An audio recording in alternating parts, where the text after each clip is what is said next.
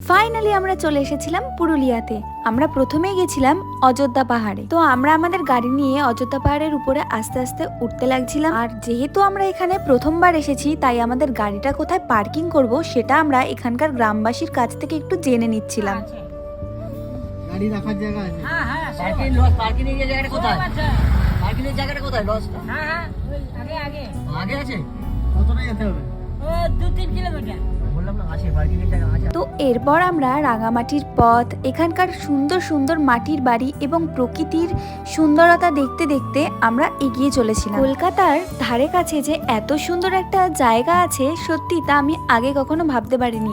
পুরুলিয়াটা যে এতটা সুন্দর আমি তা কল্পনাও করতে পারিনি যদি এখানে আমি না আসতাম। আর এখানে আমরা এমন দিনই এসেছিলাম, সেদিন ছিল বিরসা মুন্ডার বার্ষিক অনুষ্ঠান। প্রথমে আমরা চলে গেছিলাম এখানে ময়ূর পাহাড় দেখতে, সাইট সিন করতে। আমাদের যে গাড়ির ড্রাইভার ছিল তিনি অত্যন্ত একজন ভালো মানুষ প্লাস ভালো ড্রাইভারও ছিল। আর ময়ূর পাহাড়ের ভিউটা তো অসাধারণ ছিল। আমাদের মনে যা এক্সাইটমেন্ট হচ্ছিল সেগুলো বলে বোঝাতে পারবো না।